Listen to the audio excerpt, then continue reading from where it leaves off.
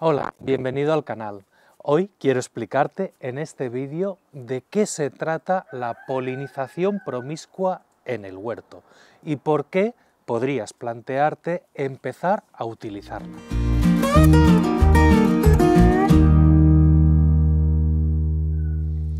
¿Qué es lo que quiero decir con eso de polinización promiscua? Seguramente te habrá llamado la atención el término. Lo que significa es exactamente eso, que muchas plantas se polinicen libremente entre ellas. En realidad se trata de la técnica que utiliza para los cruces un método de agricultura llamado landrace o landrace gardening, porque es un método que se ha popularizado sobre todo en Estados Unidos y sería una alternativa, por ejemplo, a lo que vemos en este bancal, en el que hay distintos cultivos, pero cada uno de ellos es de una variedad en concreto. En cambio, el landrace gardening nos propone que nos olvidemos de eso de las variedades, que tengamos poblaciones muy diversas, que hayan diferencias entre los individuos, cuantas más, mejor, y a partir de ahí podremos obtener una serie de ventajas muy interesantes que probablemente nos costaría muchísimo llegar a obtener si cultivamos así, con variedades. Tranquilo si todo esto te está sonando muy nuevo, porque en este vídeo intentaré que al menos las bases de todo esto queden claras y te des cuenta de que hay otras formas también de agricultura como esta que pueden ser muy interesantes y que nos pueden aportar grandes beneficios para nuestro huerto. Y toda esta técnica queda recogida de una manera maravillosa en este libro, Landrace Gardening, de Joseph Lofthouse. Fíjate, aquí dice Food Security through Biodiversity and Promiscuous Pollination. Seguridad alimentaria a través de la biodiversidad y la polinización promiscua. Aquí se está refiriendo a seguridad alimentaria en un sentido de cómo mantener, cómo no perder la genética y las herramientas de nuestros cultivos, para que así no sucedan desastres como los que ya hemos tenido en el pasado. Y el término polinización promiscua, que es justamente lo más importante, el centro de toda esta práctica.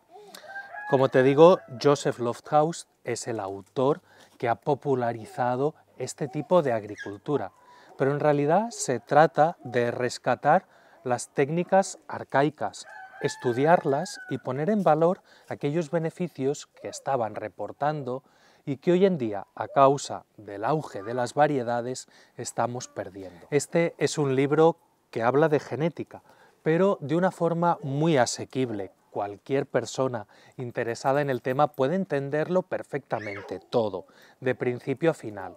No es un libro básico sobre horticultura, pero tampoco es un libro muy técnico.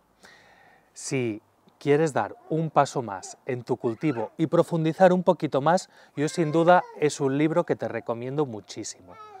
Eso sí, ten en cuenta que no se ha traducido aún al castellano, pero bueno, sería genial si alguien lo hiciera, porque realmente es un libro que yo creo que merece ser leído. Así que vamos a ver de qué se trata esto del landrace gardening, pero para ello vamos a repasar brevemente lo contrario, o lo alternativo, mejor dicho. ¿Qué significa una variedad? ¿Qué es eso de las variedades? Como ya comentamos en otros vídeos, se consigue una variedad a partir de un cruce. Puede ser de dos ejemplares o puede ser de unos pocos individuos de una población reducida con otra población reducida. Se cruzan, tienen una descendencia y a partir de ahí los descendientes se vuelven a cruzar entre ellos y se van seleccionando. Es decir, que de todo lo que sale de esa descendencia hay algunos que se descartan y otros que se seleccionan para seguir produciendo semillas. Y si alargamos este proceso y seleccionamos de forma consistente, pues acabaremos obteniendo una nueva variedad. ¿Cuál es el problema de todo esto? Bueno, el problema es la diversidad genética. Si hacemos que los descendientes de un cruce vayan reproduciéndose entre sí, ya ves por dónde voy, ¿verdad? Tenemos un problema de endogamia. En los animales estas cuestiones, ya lo sabes, son desastrosas. En las plantas no tanto, al menos no tanto a corto plazo. Pero sí que es cierto que si mantenemos esa endogamia tan restringida durante mucho tiempo, pues también acabamos obteniendo unas consecuencias de ello, y generalmente no son nada favorables. Esto podría suceder, por ejemplo, podría suponer una pérdida de vigor, una pérdida en la producción, en el tamaño y en la salud de las plantas. El maíz es un claro ejemplo. Ya te lo expliqué en un vídeo que este cultivo tiene lo que llamamos vigor híbrido, por lo que se beneficia de los cruces.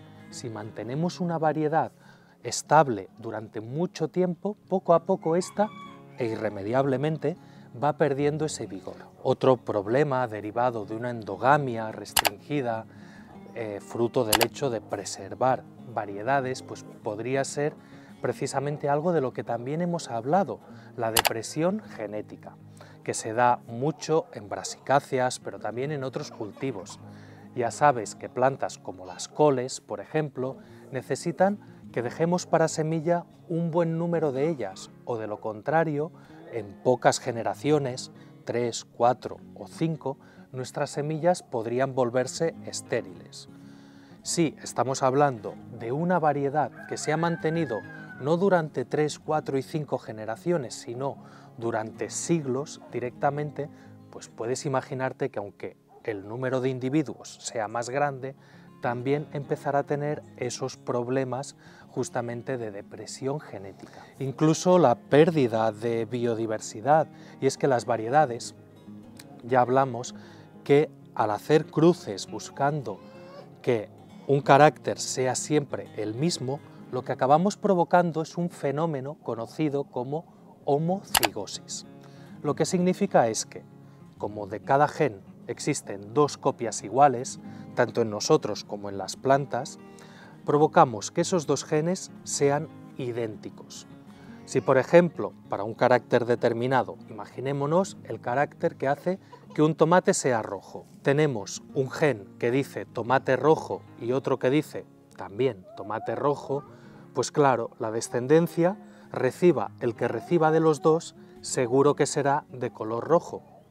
En cambio, si tuviéramos un tomate con dos genes y uno dice tomate rojo y el otro tomate amarillo, la descendencia, depende de cuál de los dos cogiera, sería amarillo o rojo. Y eso, traducido a una variedad, pues diríamos que es una variedad poco estable, o que hay que depurarla, o que hay que perfeccionarla. Así que ya ves que las variedades tienden a tener esos dos genes iguales. Hasta aquí no hay problema, ¿verdad? Pero ahora imagínate un carácter que para obtenerlo necesitáramos que esos dos genes fueran distintos. Por ejemplo, una flor rosa en algunas ocasiones surge de que un gen dice flor blanca y el otro gen dice flor roja. Lo que se acaba expresando es un intermedio de los dos genes. Conocemos este fenómeno como codominancia y en variedades estables es prácticamente imposible que se den. Mientras el carácter sea el color de una flor, bueno, igual nos perdemos ese color, pero poco más. Pero ahora imagínate que el producto de una codominancia fuera, por ejemplo, la resistencia a una enfermedad, o que la planta lograra soportar altas temperaturas o muy bajas. Ahí sí que estaríamos perdiendo una característica muy importante, ¿verdad? Así es como, por ejemplo, no podemos tener en el huerto una variedad, no se puede crear, de guisantes tirabeques que tengan un color degradado precioso del rojo al amarillo. Sí, te suena raro, ¿verdad? ¿Nunca lo has visto? Claro, porque no existen variedades, porque eso es producto de la codominancia, pero no quiere decir que no se pueda conseguir. De hecho, esos guisantes tirabeques de un color degradado del rojo al amarillo existen. Y son una verdadera pasada. Además, ese color no se pierde en el plato, pero no podemos tener una variedad así. Lo que sí podríamos conseguir es que un landrace nos diera algunos de esos guisantes. Supongo que a estas alturas ya empiezas a verle un poquito más el sentido a mantener poblaciones diversas que no sean tan restringidas como las variedades, ¿no? Y algunos beneficios que éstas pueden tener. Pero probablemente a estas alturas del vídeo estés pensando, a mí es que me gustan ciertas variedades, yo quiero mantenerlas, yo quiero preservar ese patrimonio y me parece una lástima que se perdiera. Yo estoy perfectamente de acuerdo contigo y por eso preservamos muchas variedades, pero creo que estas dos técnicas pueden ser complementarias. Y por otro lado, me gustaría también compartir contigo algunos de los razonamientos que hace Joseph Lofthouse y que me parece que podríamos reflexionar sobre ellos, porque son muy interesantes y tampoco le falta razón. Por ejemplo, ¿qué es lo que hace especial a una variedad? Realmente, en la mayoría de casos, es la historia que tenemos asociada a ella, el hecho de que sean de un lugar en particular, el hecho de que se hubiera usado para una determinada actividad, para un uso en concreto, o cualquier historia que estemos asociando a esa planta. Pero realmente, si tenemos en cuenta que estas plantas tienen miles de años de historia, lo que solemos recordar en la descripción junto al nombre de la variedad es tan solo uno de los últimos episodios de esa historia, y no toda su historia en su conjunto. Probablemente esa lechuga, que ahora se considera que es de una región, hace no tanto vino de otra región y vino a través de unas personas en concreto, y si tiráramos más atrás en el tiempo, probablemente estaría en otro lugar y tendría otros usos completamente distintos. Pero al conservar la historia de las variedades, muy a menudo lo que hacemos es eso, conservar la última parte, un episodio más bien cortito de lo que es su historia real. Joseph Lofthouse mantiene que el patrimonio real que tenemos en las variedades, el más importante de todos, es su genética, porque ahí tenemos un banco de reserva de genes que en un futuro nos pueden servir para afrontar distintos problemas y retos. Y la forma de mantener esos genes tan importantes no es la de mantener las variedades, al contrario de lo que nos hemos imaginado en muchas ocasiones, nosotros incluidos, sino que es más bien dejar que todas ellas se mezclen, porque si seleccionamos, si practicamos una endogamia con nuestras plantas, entonces vamos a ir perdiendo poco a poco genes, vamos a ir pasando por los llamados cuellos de botella o embudos genéticos, vamos a perder ciertas líneas de variedades porque no podemos mantener el suficiente número de plantas y así poco a poco empezamos a perder biodiversidad. Y todo esto queda perfectamente demostrado, incluso con cálculos estadísticos, genéticos. No es una teoría que él se haya inventado, sino que está muy bien fundamentado. Y por eso su obra, su libro The Landrace Gardening tiene tanto y tanto valor. Quiero compartir contigo un ejemplo que justamente pone Joseph Lofthouse en su libro y que me parece muy ilustrador. Dice que, bueno, y todos sabemos ya hoy en día que los tomates proceden de Sudamérica, de la zona, concretamente de la zona de los Andes, aunque bien es cierto que también hay otras especies silvestres comestibles en algunos puntos del mundo, pero lo que ha contribuido mayormente a la genética de los tomates modernos son esas especies andinas. Esos tomates pasaron ahí muchos miles de años y en cierto punto viajaron hasta la zona de Mesoamérica, de Centroamérica, la zona que hoy sería México, Guatemala, y ahí pues siguieron evolucionando de mano de los zapotecas, los mayas, los aztecas. Justamente ahí fue donde llegaron los españoles y cogieron los tomates, algunos de esos, y los trajeron hacia Europa.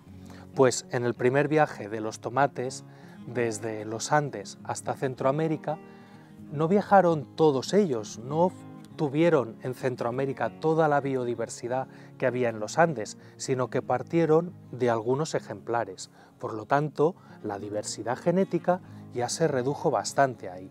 Tenemos el primer gran embudo genético de los tomates. Al llegar los españoles y colonizar el territorio y traerse las riquezas con ellos hacia el Imperio Español y hacia Europa, lo que hicieron fue exactamente lo mismo, traerse algunos ejemplares. Por lo tanto, la riqueza genética que había en Centroamérica era mayor que la que ellos se llevaron hacia Europa. Por lo tanto, hay menos biodiversidad genética en las variedades europeas que en las variedades centroamericanas. Otra vez tenemos aquí otro embudo genético de los tomates. Y de esos primeros ejemplares, de esas primeras variedades, han derivado la inmensa mayoría de variedades europeas o indoeuropeas de hoy en día.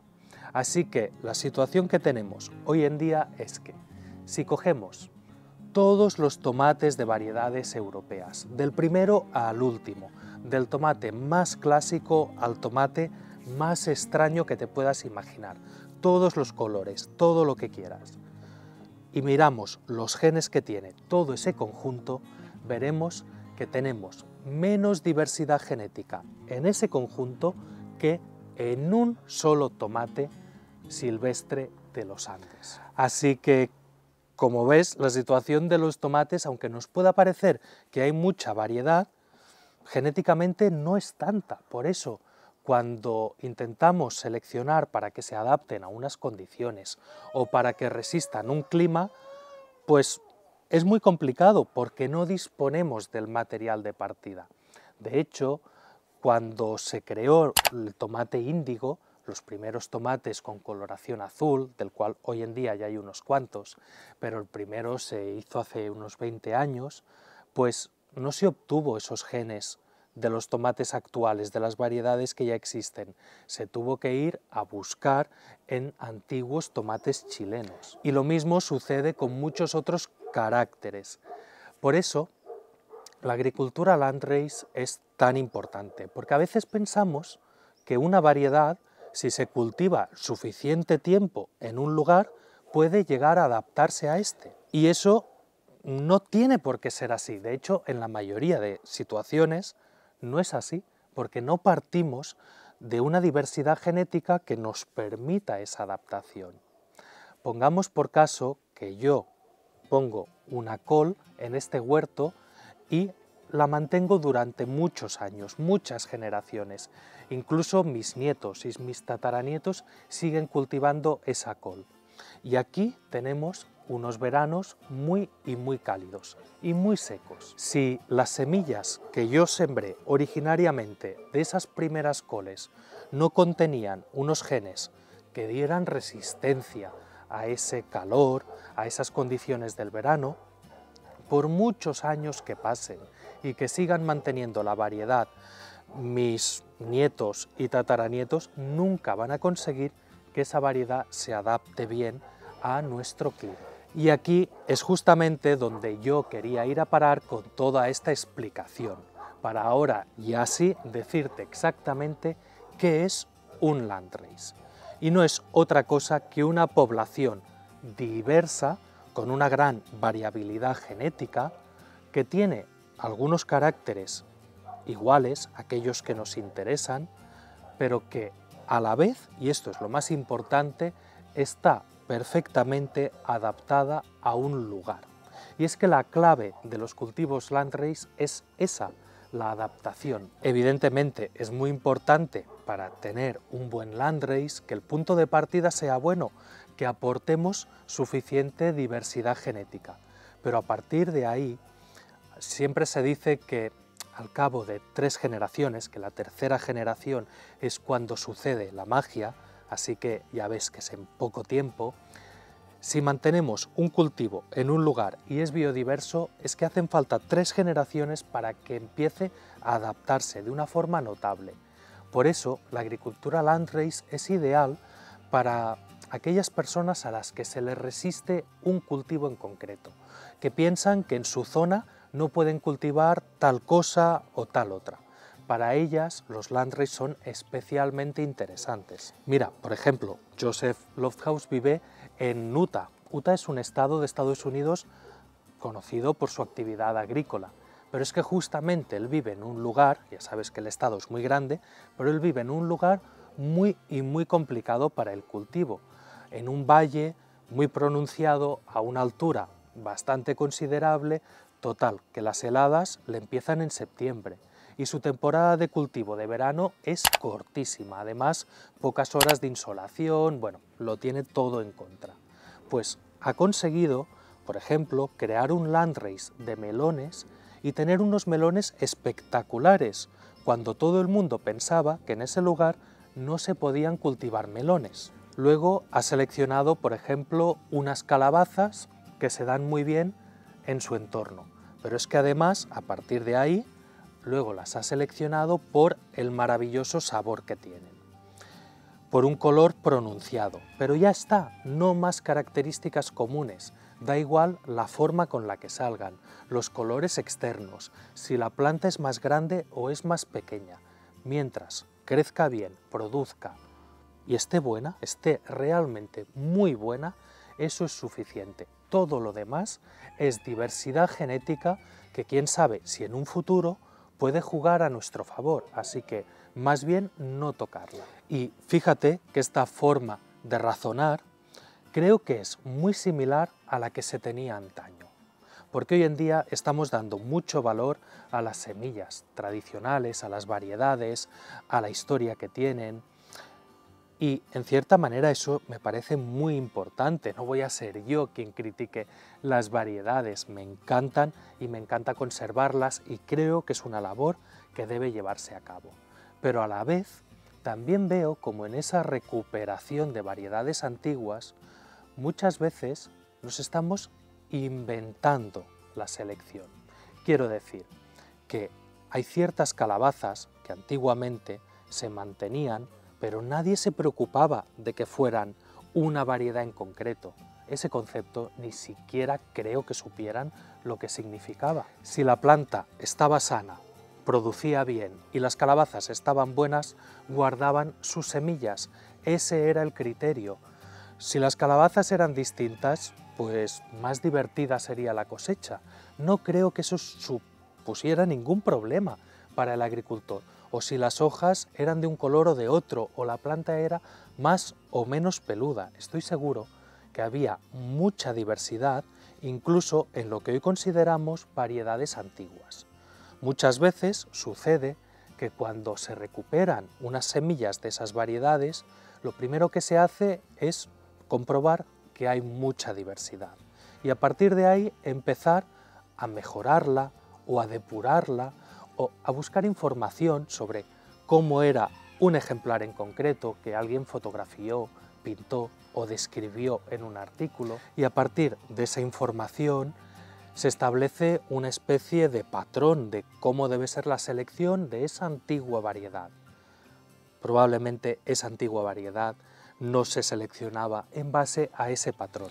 Yo estoy convencido de que antiguamente la mayoría de cultivos se parecían mucho más a un landrace que a una de estas antiguas variedades tradicionales que conservamos hoy en día. Y me parece una lástima que al intentar hacer ese trabajo de recuperación estemos en realidad perdiendo parte de ese material genético. Por eso también estoy súper contento de haber conseguido recientemente varios landrace que podréis ver crecer en nuestro huerto, os iremos enseñando.